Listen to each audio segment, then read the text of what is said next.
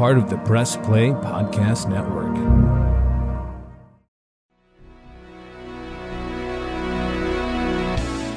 Iguodala to Curry, back to Iguodala, up for the layup. Oh, blocked by James. It's over. It's over. Cleveland is a city of champions once again. The Cavaliers are NBA champions. Hey, what's good? John Sabol here with you on the Press Play Podcast Network with Sam Amico from hoopswire.com. This is Cavs on the Break NBA podcast. Sam, how you been, man? Really well, John. I have enjoyed watching the Cavaliers. I think most people would say that. It's been a lot of fun so far. Been a lot of fun. Last time you and I chatted a couple weeks ago, right before Thanksgiving, we did our podcast at Whitey's Booze and Burgers in Richfield, Ohio, and that was a fun episode and good time to be a little nostalgic for the Cavs.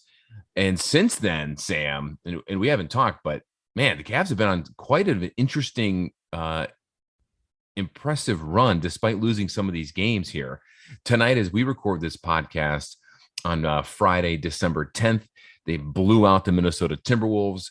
But let's go back a little bit here, Sam, in the last few games leading up to this.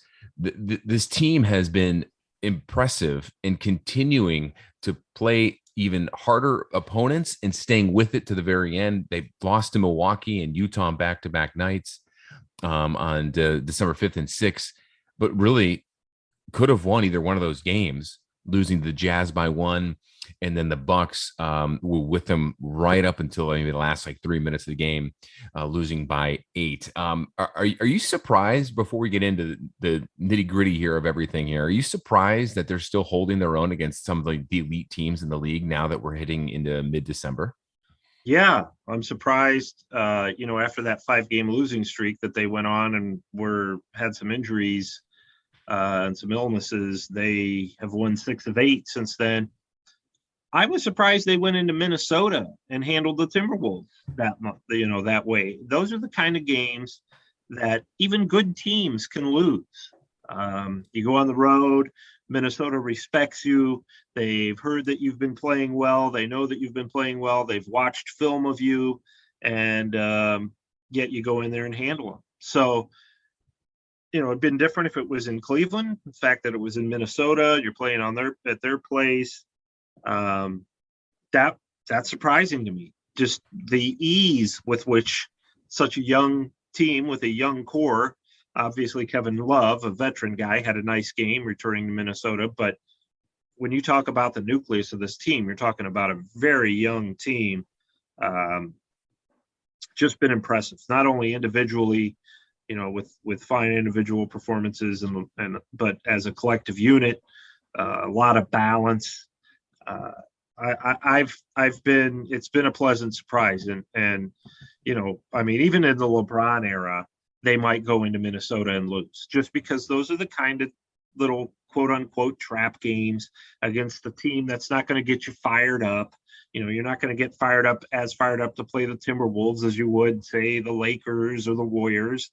And those are the kind of games you kind of have letdowns in on the road. And they have not. They've been really, 2 weeks now with everybody healthy and everybody back.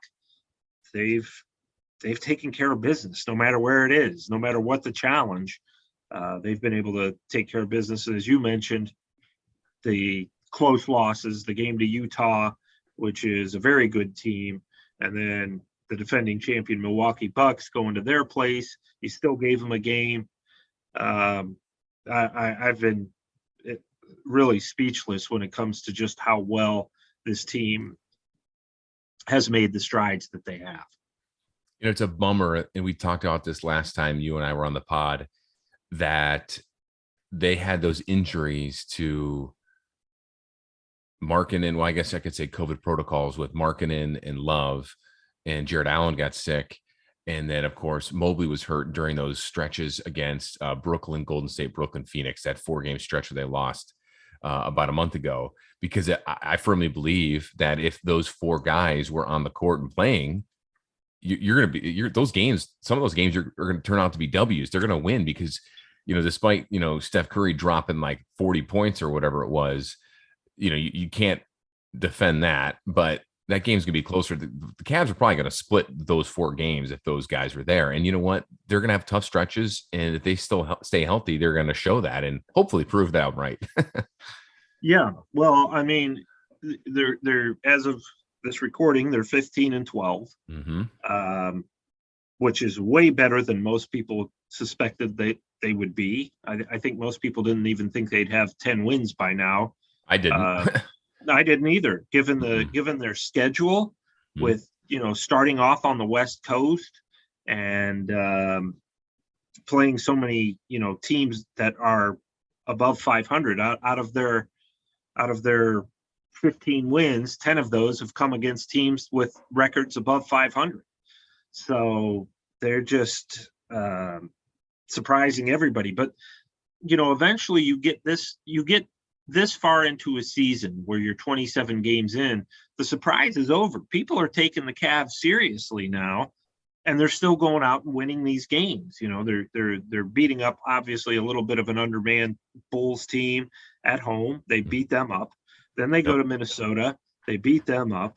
And this is after giving Utah and Milwaukee all they could handle. And you go to Washington, which has been having a magnificent season, and you beat them up in their place. And prior to that, you beat Dallas and Miami on the road.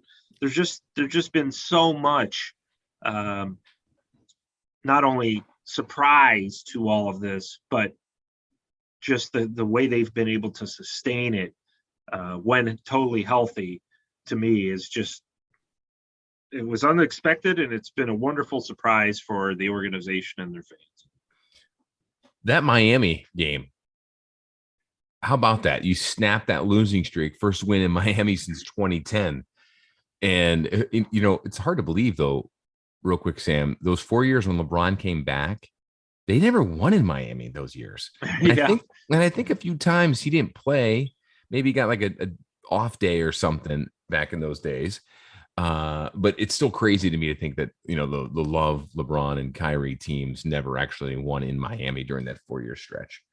That's surprising, and it really speaks volumes. I know Miami was missing Butler and Bam, but it still doesn't matter. Any game on the road that you can get a win, it is an impressive win. Mm-hmm. And the fact that this team really is kind of helping people forget about the LeBron era. Now, granted, you're not going to be playing for a championship. At least I don't think so. Maybe they will. Who knows? I'm not prove us wrong, Cavs. Come on now. Yeah, I'm not going to write them off. Mm-hmm. But and I told this to Chase last week, that the next best thing to winning a championship and really is a regular season full of fun. Because the regular season is so long, you want to try to enjoy it. And you like talking about the playoffs and the play-in games and the possibilities. As of right now, the Cavaliers are the number 6 team in the Eastern Conference. Can they sustain that? I really think they can, because they're going on the road. They've had so many road games, and they've managed to steal a few on the road. Is the philosophy in the NBA is steal a few on the road and take care of business at home. And they've done more than steal a few on the road. They've they've been a major contender. They've done most of their damage on the road because they've had so many road games. And it's been something. It's not only has the basketball itself been fun, but just looking at the big picture, you just got to think there's nothing this team can't do right now. It's weird. Going back to that Miami game, I just wanted to say this to our listeners, and I tweeted this to you the night it happened. When that game in Miami, and they won, first time since 2010, that was that LeBron's final year before he bolted for Miami. You had Boobie Gibson, J.J. Hickson, Shaq on that roster. Do you know how old, and I'm going to make you feel old. I'm going to feel old when I say this. Darius Garland was 10 years old. Evan Mobley and Isaac Okoro were 9 the last time the Cavs won in Miami. Just to put all that in perspective. Isn't that crazy? Yeah, they were at the age where they were just, probably really starting to love basketball. Yeah. Probably just a couple years removed from first picking up a basketball was the last time the Cavs won in Miami before this year.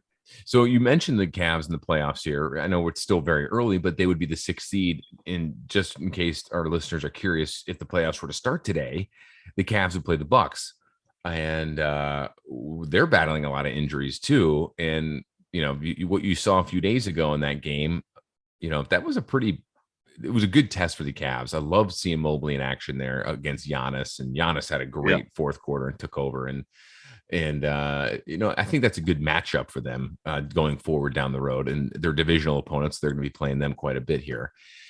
The other thing I wanted to go back here real quick, when you look at the schedule and you mentioned the front loaded schedule, how hard it was in terms of winning percentage. The Cavs, according to I've never used this website before for other things, but it's called teamrankings.com. According to them, the Cavs have the hardest strength of schedule in the entire NBA through 26 games. Yeah, I believe that. When you look at their opponents' records, sure. It's true. Yeah. And then Denver and Charlotte are after them. So, you have the hardest schedule in the league on a team with the average age, with the youngest team in the league, with the average age is probably 20, 22 or 22, 23 or whatever. And you're 3 games over 500 as we record this year on December 10th. That's incredible. It's an incredible feat that this Cavaliers team has been able to do. Kobe Altman deserves a lot of credit. JB Bickerstaff and his staff deserve a lot of credit. And they just got to keep this ball rolling. And you know what? It's great to see fans and everyone have the buzz with this team, because you haven't had a buzz with this team since LeBron. We all know that. And frankly, the way the Cleveland Browns are playing, and they need this buzz. This is good. Who would have thought the Cavs would be better than the Browns as the calendar flipped in December, right? Certainly not I. And here's the good news. According to Tankathon, a website I do use a lot to kind of do the lottery odds, because the Cavs have been, that's been the Cavs. They've been in the lottery every year. Tankathon also ranks the remaining strength of schedule, and the Cavaliers, the good news is, are in 30th. So they are first when it comes to easiest remaining schedule in the entire NBA, according to Tankathon. That's all based on their opponents' records. From here on out, their opponents currently have a winning percentage combined of 47%. So, up to this point, they have had a terribly tough schedule when you factor in road games and home games and overall opponents. Right now, the Cavs are entering, from here till the rest of the season, what will be the easier part of their schedule. They've gotten through the worst part of it, which is the really good news, because obviously them being 15-12, you just have to hope that your main players can stay relatively healthy. There's going to be, things that pop up during the course of an 82-game season, but if you can stay relatively healthy, they've got an excellent shot to keep this going. I'll tell you what, I've been impressed with some of the losses and some of the nice wins. I really, really didn't suspect they would win in Minnesota. And that's nothing against the Cavs. It's just, you look at the body of work of NBA teams over the years, they do not generally win games on the road that are hard to get real enthused about. And the fact that they went to Minnesota, took care of a team that knew they were coming, that knew they were surprised, that kind of wants to be like the Cavs in terms of having a young roster and winning, and wanted to prove a point. To me, it was really one of the most impressive wins of the year in a long line of them. Well, you bring up a good point. And the fact when you said motivation, right? And those old LeBron teams would take some time off, and they would kind of sleepwalk through the season and take a couple of days off, and then, kick it in gear in, February and March. This Cavs team is so young. They don't know any better. Right. Right. They don't know any better, which is a good thing. It's old school NBA. And it's funny. I am more impressed with their losses than I am with their wins in a lot of ways, because what I've always, in covering professional sports, just like you, the biggest thing that I like to learn from is, from a loss, how do they, react to the next game, whatever sport it is, right? What did you learn? If it was a tough loss, if it was a last second situation or whatever, are you going to be demoralized for the next game? Well, the Cavs have had a lot of those, right? Sure. And it's almost as if they forgot about it. And the next game, they're playing 110% or whatever. I mean, there's no lull, and they're playing like they have house money. They are just having a level of confidence. We keep saying this every time you and I talk, but the confidence in this team continues to grow even in tough losses. And it doesn't seem like they're getting down. You look at their body language on the court after those games, and they're not like sulking. They're not mad. They're still happy. And people could take that as like, oh, well, they should be mad. Well, they are, but they're growing, and they realize that they're in these games. And how many times have we heard Jared Allen, Darius Garland all say that we aren't the same old Cavs here, and we're in this, and we're going to be a force to reckon with here. And they're not there yet, and hopefully they're going to get there soon. But the fact that in some of those losses against some of those teams, of course, you want them to win. I was just impressed with how they played. They didn't get intimidated by like the Warriors or anything, or even earlier in the year with LeBron and the Lakers, or Giannis just last week or whatever. I mean, they don't back down. I mean, they're just, it's going to sound weird, but they kind of remind me, the style of play, a little bit of a mixture of the early 90s Cavs and the mid 90s Cavs, when you had a bunch of no big names. I mean, yeah, you had some big names and Price and Doherty and all those guys. But you had guys unselfish. They're a very selfless team, right? Like those Doherty Cavs, not in the late 80s, early 90s in a way, right? And you had a mixture of some shooting. And then the mid to late 90s, before they really got bad, but in the Fratello years, when they had those big lineups of Z and Sean Kemp and Potapico, and you had Michael Cage, I think, or Mark West coming off the bench or whatever. Cedric Henderson. Yeah. I mean, you have so many bigs on our team now that they have that kind of characteristic too. So in a way, I see two different styles of play, two different like characters of these teams, of this team, but those two teams into one. Not to mention, and we haven't really talked about this, the pick and roll, the pick and pop of Garland and Allen is very Doherty Price-esque, is it not? Yes, it really is. And Jared Allen added a lot to his game this offseason. We've heard JB Bickerstaff talk about that and said, Jared Allen used to primarily be a guy who would get his points off the break or offensive rebounds. Now he's got some post moves. You can throw him the ball down the low post. He can do that little spin move on the baseline. His footwork has improved immensely. Yeah. Obviously, he and Garland and he and Rubio have a great connection in terms of throwing lobs up to the basket. Garland's really mastered that. But going back to what you said about the losses, I think of the Utah game. And then, that was on a Sunday, and then on a Monday night, right after the game on a Sunday, after barely losing to Utah, you've got to fly to Milwaukee, and you gave them all you can handle. And it goes back to the resiliency of this team. And talking, we hear Jared Allen after these losses, which have been very admirable, as you mentioned. Jared Allen saying, yeah, we're going to keep coming at you. You're going to think we're down and out, but we're never down and out. We're going to keep coming at you. And, a lot of people can say that kind of stuff, but they're living it. They're showing it. So to me, it's been, I'm with you in that a lot of these losses have been as impressive as the victories. And you're really learning and seeing a lot about this team in defeat because they're staying competitive. They always believe they have a shot to win. And like you said, they're young enough that they don't know any better, that, we're not going to just fold and say, and this is nothing against LeBron. Obviously, some great things happened when he was in Cleveland, but his line, I remember his line, and it used to drive me nuts when he would say, just get me to the playoffs. You know, Mm. they would treat the regular season almost like the preseason a lot of times. Just get me to the playoffs. And you know, because it was LeBron, a younger LeBron, you would get in the playoffs and he would get you to the finals. You know, so this team to me is really a hybrid of those kind of late 80s, late 90s teams that you mentioned.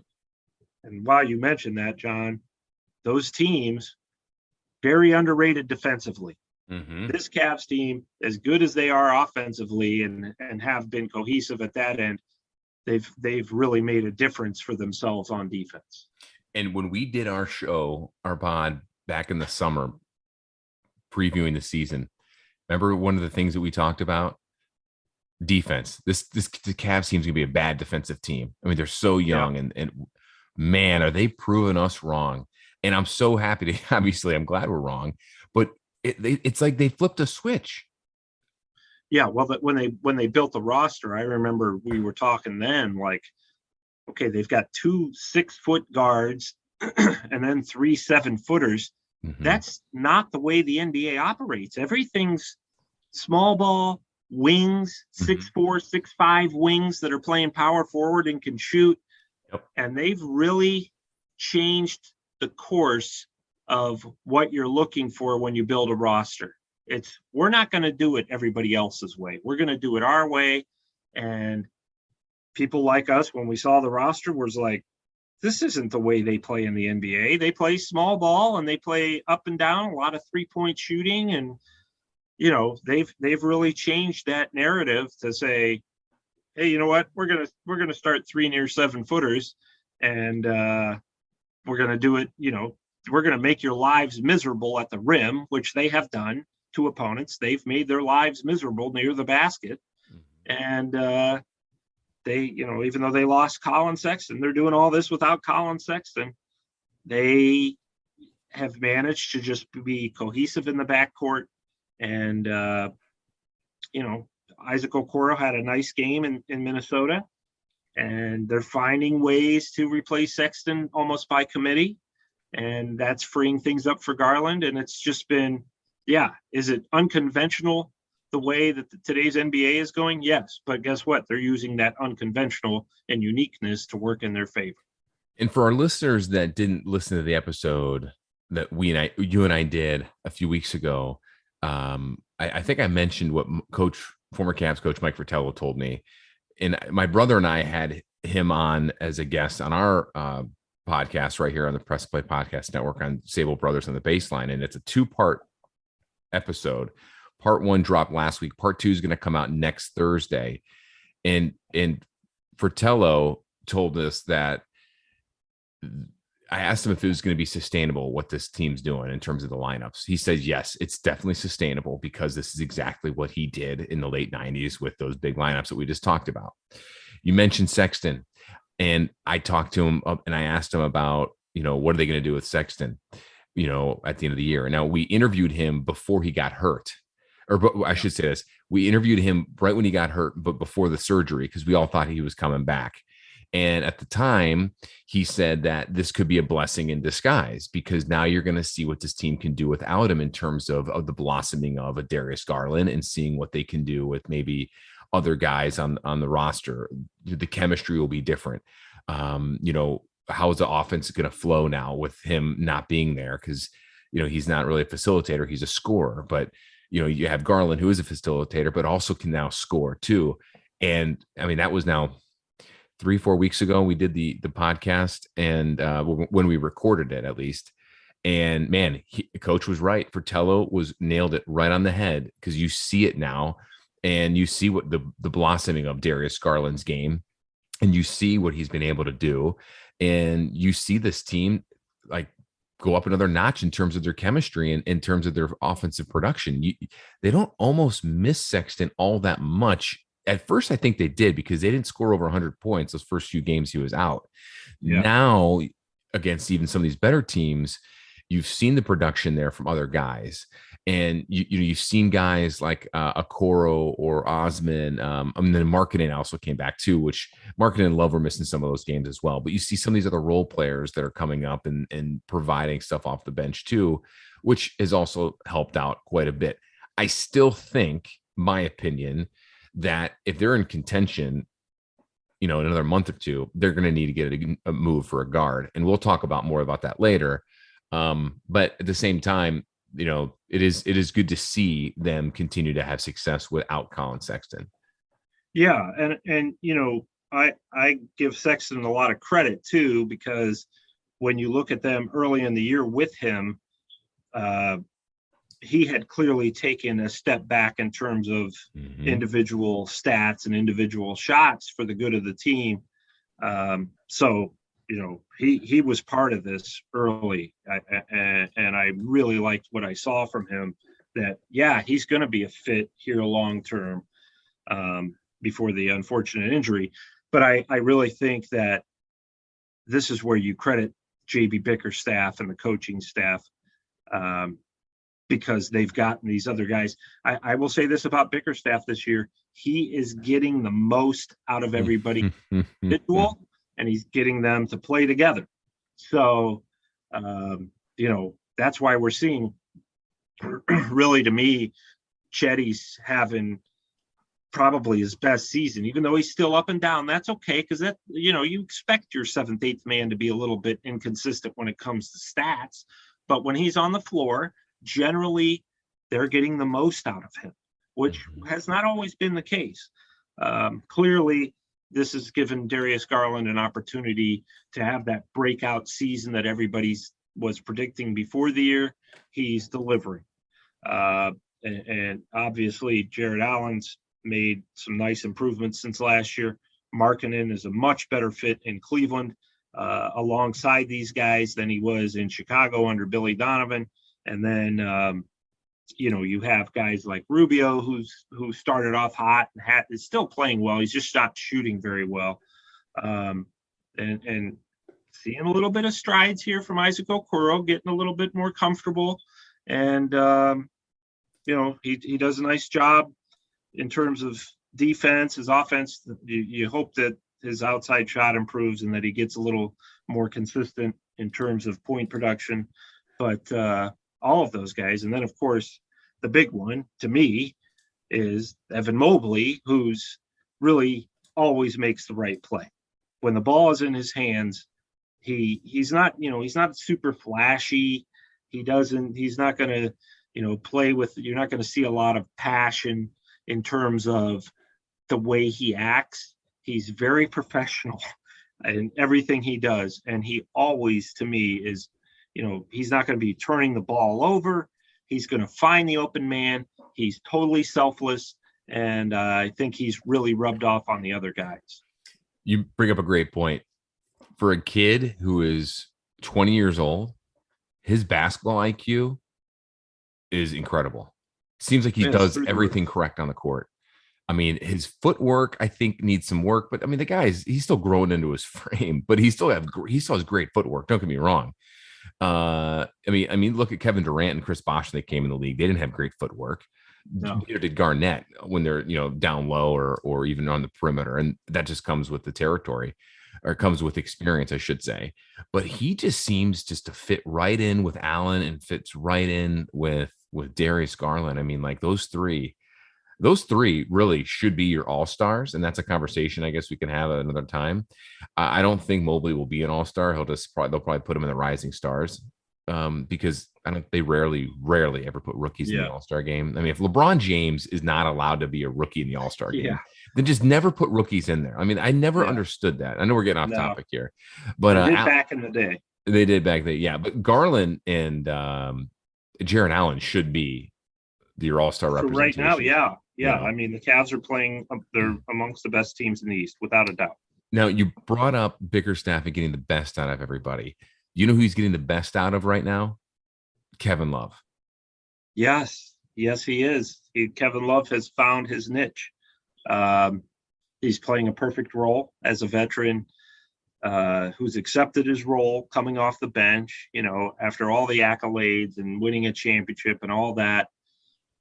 at this stage of his career, he's really been a big help to Mobley in practice.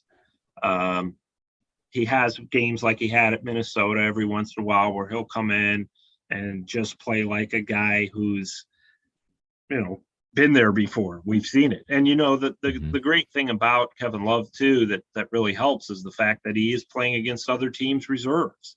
Here's a guy who doesn't have to exchange blows with Kevin Durant or LeBron or whoever. He's now coming off and playing against second units off the bench. And I think that really helps in terms of his production. He's not forcing anything. And frankly, fingers crossed, so far, it's played into him being able to stay healthy. And, you're playing reserve minutes now instead of starters minutes. And I think that's helped with his durability.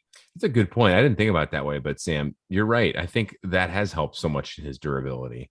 The other thing too, that Bickerstaff is doing, and it's a good Kobe Altman move too, and we kind of scratched our head at the time when they made this move, was Ricky Rubio. And to have him come off the bench with Kevin Love, they're two buddies from the Minnesota days, makes both of their positions and their roles in this team even more accepting, and as helped out tremendously. Yeah. Well, Ricky Rubio did not want to be in Cleveland when he first got here.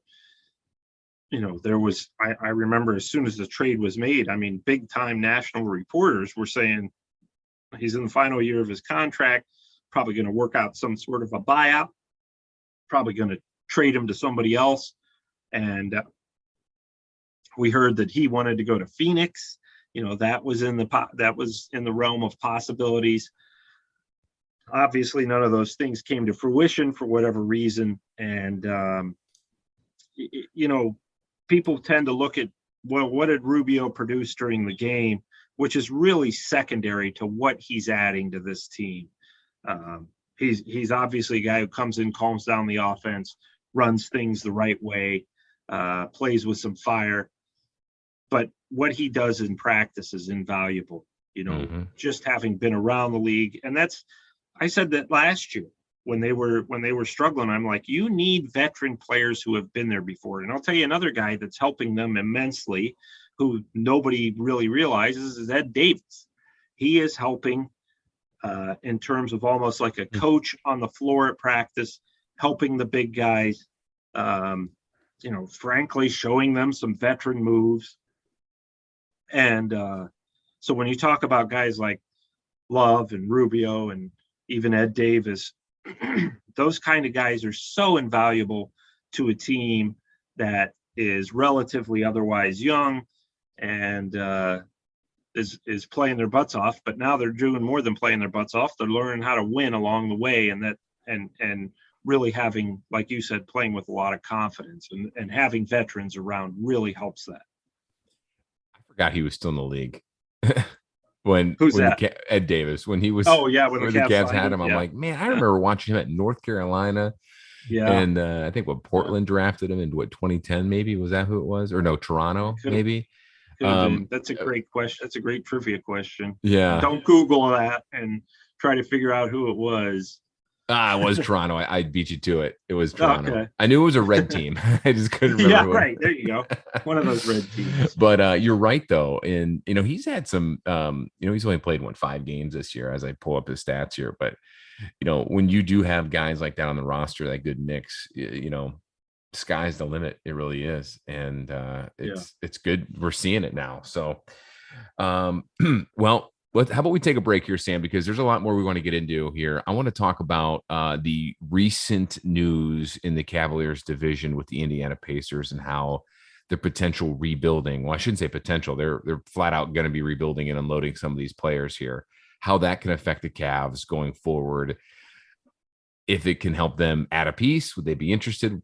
What's gonna happen, even if it doesn't affect the Cavs, some of those pieces, and we're gonna get into all of that coming up right after this break.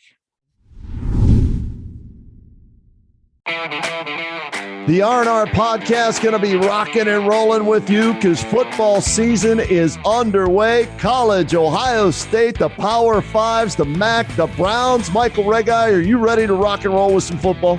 Kenny, I've been ready. This is our time of year. This is what R&R is all about. We're going to be with you every week. Kenny just said it. Browns, NFL, Ohio State centric. So you got to stay with us all fall and winter long here on R&R. That's right. The Reg Eye and Rhoda podcast coming to you here on the Press Play Podcast Network. Subscribe now and don't miss a show. Looking for new insights on the Cleveland sports scene with a unique side of Cleveland sports history? Then you found the perfect podcast. I'm John Sabol. And I'm Scott Sabol, and we're hosts of the Sabol Brothers on the Baseline podcast, a podcast about Cleveland sports, but not your typical podcast about the land's sports teams. Join us as we embark on a journey of sharing a unique and historical side of Cleveland sports history with the help of some former Cleveland sports stars and other historical figures. All right here on the Sabol Brothers on the Baseline podcast, part of the Press Play Podcast Network.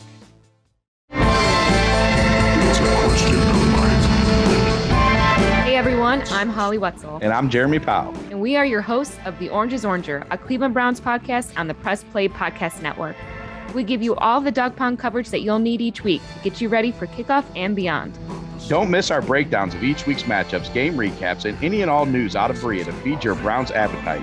As we all know, Holly, dogs got to eat. That's right, Jeremy. Hit that subscribe button and never miss an episode of the Orange is Oranger Browns podcast on the Press Play Podcast Network.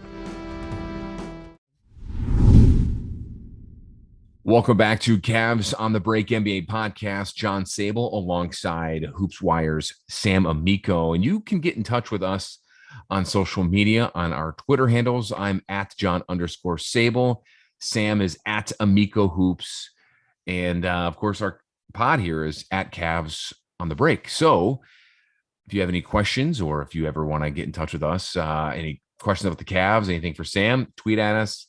We may be able to read some of your stuff on a next edition of Cavs on the Break NBA podcast. Sam, big news. Well, I shouldn't say big news, but some intriguing news coming out of the Cavaliers Central Division.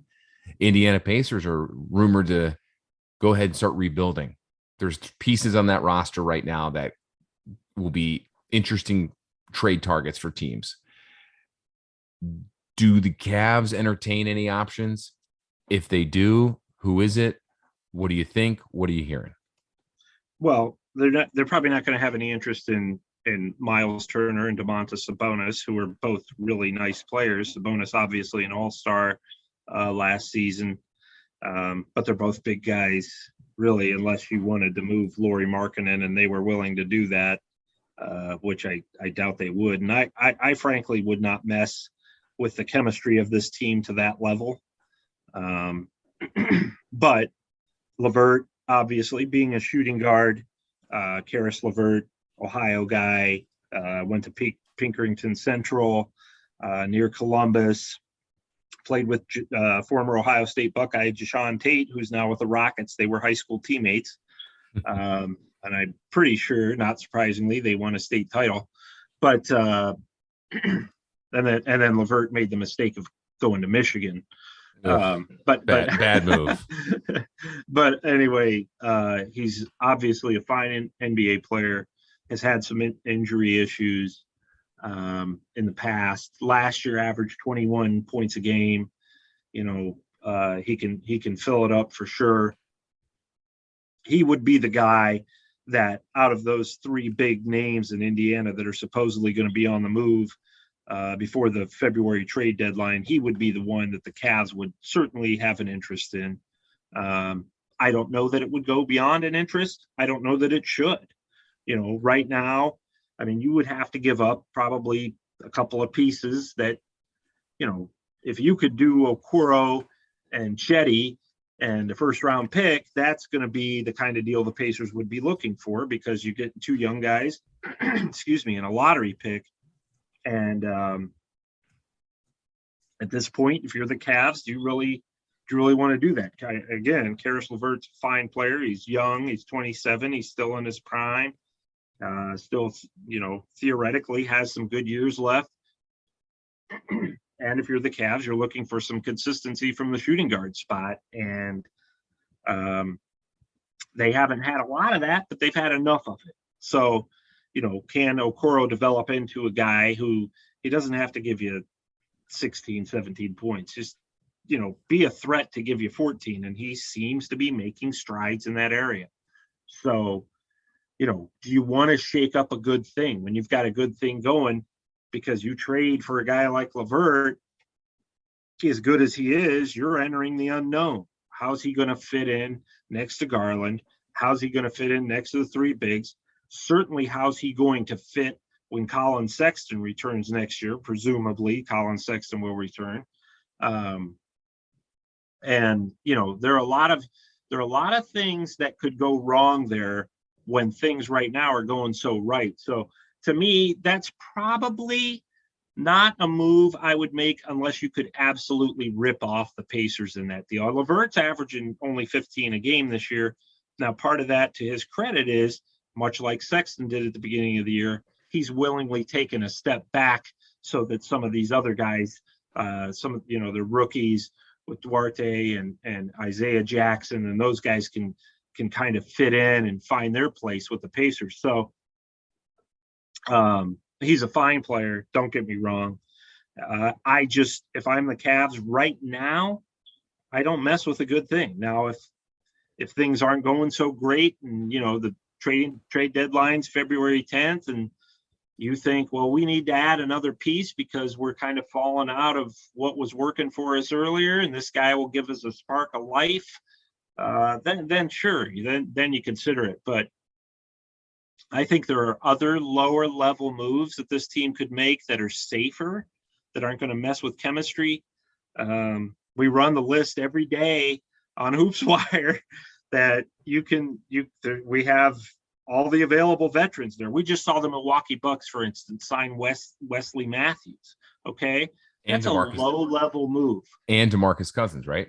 And DeMarcus Cousins, right. Those are low level, cheap, easy moves that if they don't work out, if these guys come in and they don't produce or something, then you're not losing anything. You just are able to move on from them real fast. To me, that if the Cavs wanted to do something, say, hey, we need some scoring off the bench, a veteran shooting guard who can spread opposing defenses, I would rather see them go out and get at this point. Now, maybe talk to me in early February, maybe my opinion will change. But right now, at this point, I don't see any reason to make any kind of big trade because you're coasting right along, and the pieces you have are really working, and everybody has the same mindset. Everybody's on the same page. You bring in a guy who scored 21 points a game last year, and he's, by all accounts, a wonderful guy, so don't get me wrong, but that can still mess with your chemistry and mess with what's working right now.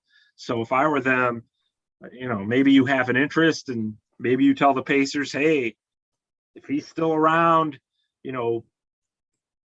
late January, early February, we'll call you back and we'll see, maybe we could work something out. But right now, you might want to take some other calls, which I'm sure the Pacers are doing on all of these guys, because right now things are going really well for us. I'll tell you this, the good news for the Cavs is if they unload those three, they're going to have a lot easier time in the Central with their, what do they have, 3 games left against the Pacers? They should have a lot easier time with them. So I just would not rush into anything if I'm the Cavs. The only thing I might do is, at this point, if you can go get a Wes Matthews, who obviously is taken right now, but a player similar to that you can sign to a minimum level contract, and you may have to make an end of the bench move to do that.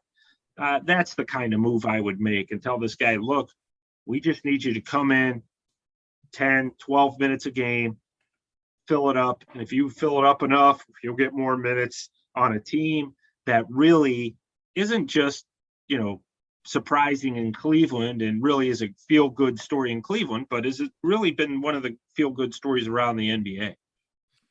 It has to be. The Cavs have to be the best story in the NBA, right? I mean, when it comes to, exceeding expectations that were, the bar was so low, but I would say that, in the East, it'd be the Cavs and the Wizards. And the Cavs bar was set a lot lower because, the Wizards got a lot back for Russell Westbrook. So Yeah, I mean, the Cavs to me, they've been the story of the league so far, because everybody figured they're 15-12. I think most people had them pegged at like 6-16 at this point. Yeah, me included. You bring up Karis LeVert. The issue that I would have with that is what you just nailed, Sam, is the chemistry factor. For those that don't know, I just looked up his contract situation here. He is under contract next year as well at 18 million, almost 19 million. And then he's an unrestricted free agent in 2023 when he's 29. So you got to look at what you're doing with your cap too, in terms of the money what the Cavs are going to have. Now, I'd have to look at what this would be. And it depends on who they would, jettison. I would hate to lose Okoro in a move like that. Obviously, that doesn't free up anything because he's under his rookie contract, so it's barely anything on your cap. But he and Jetty together would work. It would for LeVert, by the way. But that's the only reason I brought those two up. Yeah, that would hurt depth, obviously, and it would hurt defensively. I don't know. LeVert's not a great outside shooter. He's more of a slasher scorer type. He's like a Sexton type. He can fill it up, but he's not gonna be out there burying threes for you. Yeah, so that's my point too. Like, is that what you need though? I don't know if you need that. Another slasher. Only if you feel we're getting really desperate for some scoring. That's the only reason you make a move like that, because you find, okay, we can't replace Sexton with who we have currently on the roster. That's the only reason you make that move. Yeah, and I don't think they're at that stage yet. No, I don't think so either. Anybody else out there, non-Cavs related? I know there was a report that the Sixers were looking at Portland, and there's a lot of Damian Lillard chatter out there. And Portland's like, no, he's not off. He's not.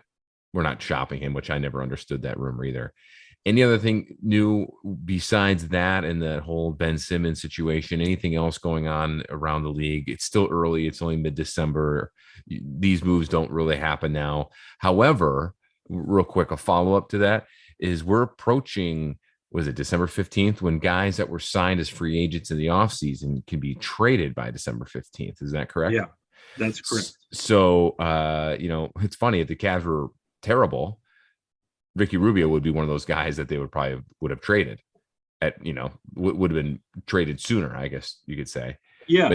But now, since he's playing well, that's not going to happen. But anyways, any other things that you could see out there that's, any smoke out there for anything? Well, Portland's going to make a trade eventually. And I know that we kind of covered that. They're not going to trade Lillard. Mm-hmm. But, by all accounts, he was disappointed that they kind of told him, we're going to shape up the roster, shake it up a little bit so that we can move toward contention. But, their big move was getting Larry Nance Jr., which was a nice move, but that's not the kind of thing that's going to put you over the top. And their GM, or their new interim GM, Joe Cronin, has come out, said, we are looking at available players to trade for. He has, a lot of teams won't come out and say that. He did. But they'll do something. I think that they're going to move on. CJ McCollum, the Canton guy, unfortunately has suffered a lung injury. But I suspect that when he comes back around, that's the guy they're going to move. He and Lillard they can only carry you so far. I just don't know that you'll get much back for him. He would always look. I am hearing a lot of rumblings about San Antonio, which is usually not real active. They kind of, but they have great interest in Ben Simmons, and with some of these trade restrictions being lifted December 15th. I think that they are going to really make a run at him. He would probably be a very good player in that system. And I would have to say, Philadelphia, Adrian Wojnarowski reported on ESPN, is kind of gathering momentum.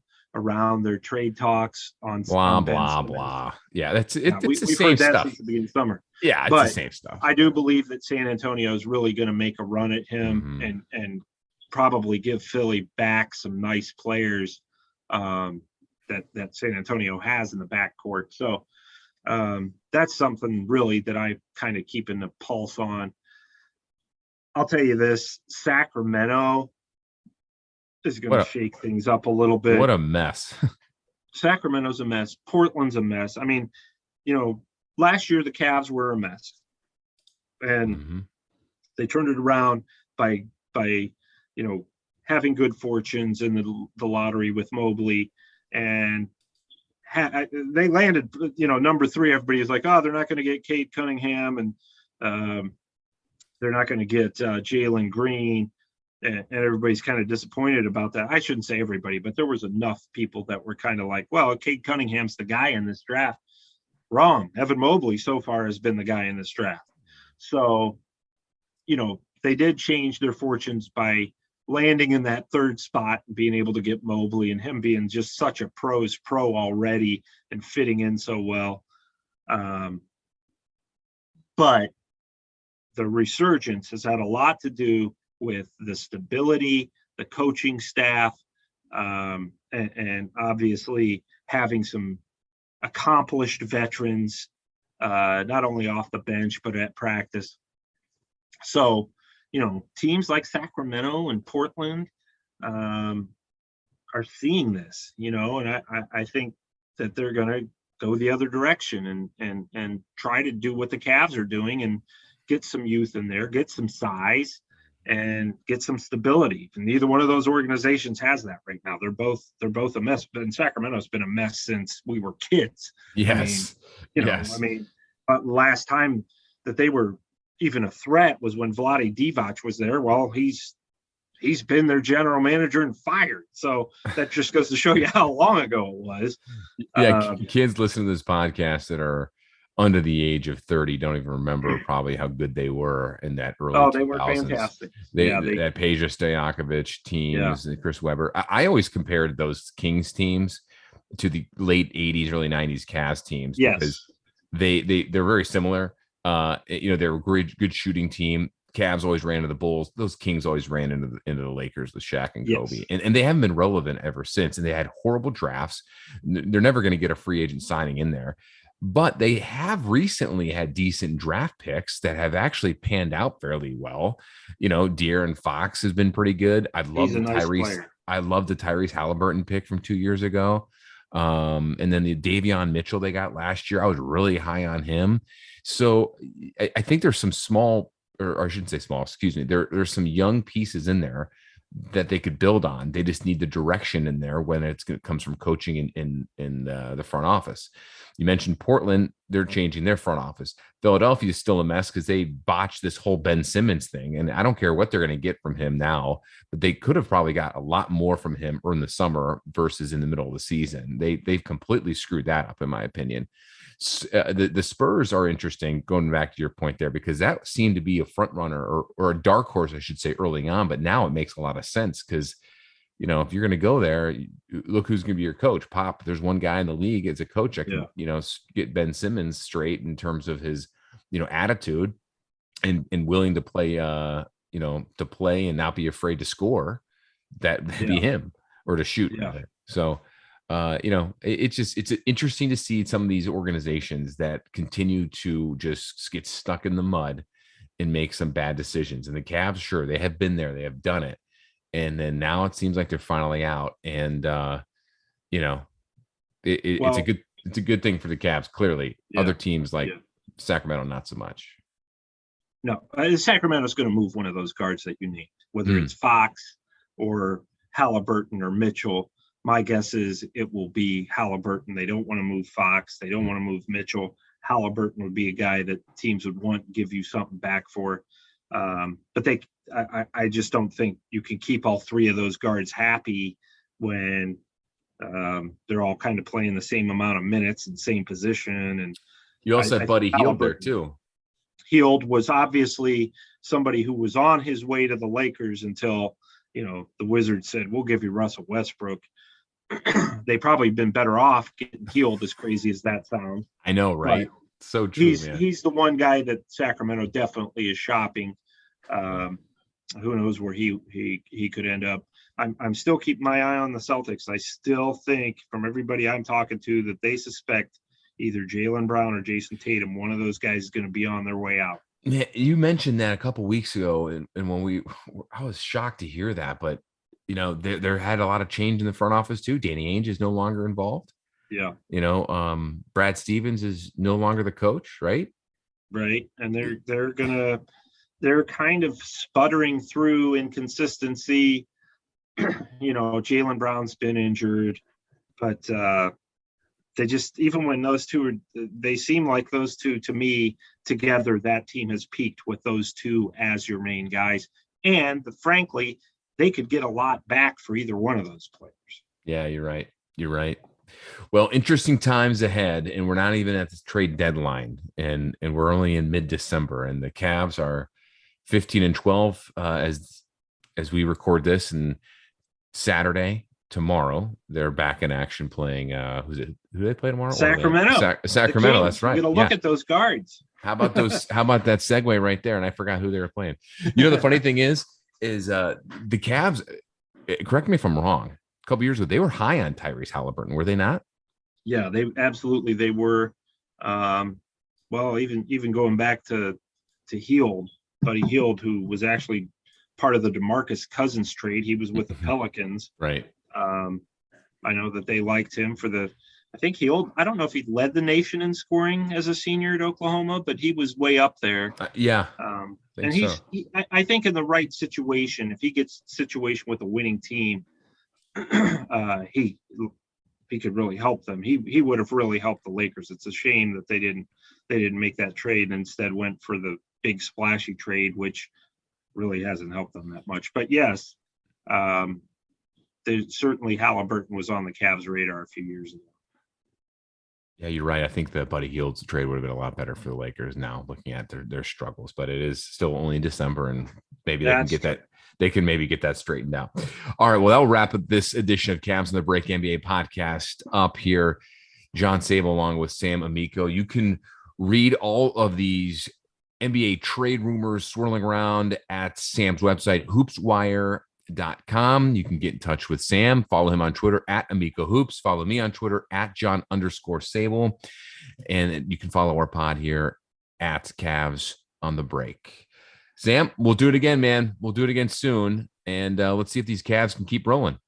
Yeah, keep a good thing going. And we'll keep singing their praises and saying how wrong we were about them, because I know I certainly did not have high hopes for this team and did not have certainly any inkling that they would be 15-12 after their schedule at this point. I love being wrong when the Cavs are winning.